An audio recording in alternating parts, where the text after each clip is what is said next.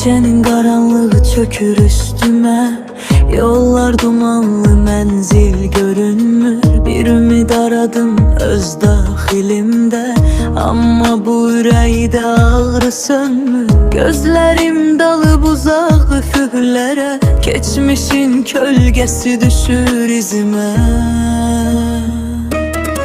Boğazımda düğünlenen o sözler, içimde fırtına, çölde sükut var. Bakışlarımda donmuş o keder, bitmeyen bir yol, bitmeyen bir intizar. Ruhum sıkılır, çıkış yolu yok.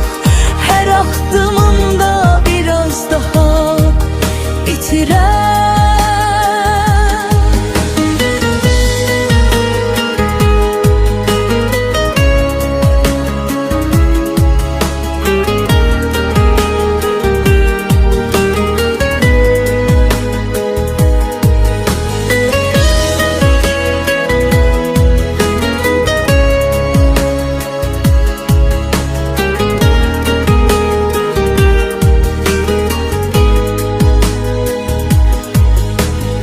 Zaman dayanıp sanki her şey donup, saatlerin sesi beynimi didir. Bütün hayallarım bir bir ovulup, gözümün önünden süzülüp gedir. Kimse duymur bu sessiz feryadı, yalnızlık indiyen yakın sirdaşı.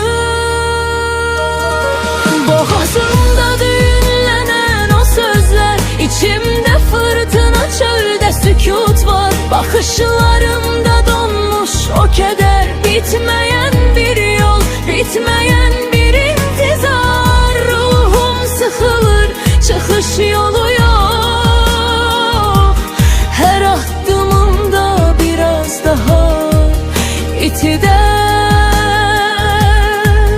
Düğünler açılmam, sözler tükenir.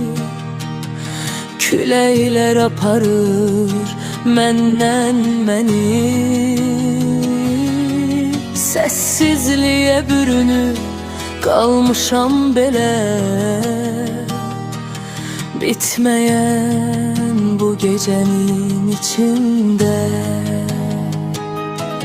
Boğazımda düğünlenen o sözler, içimde fırtına, çöl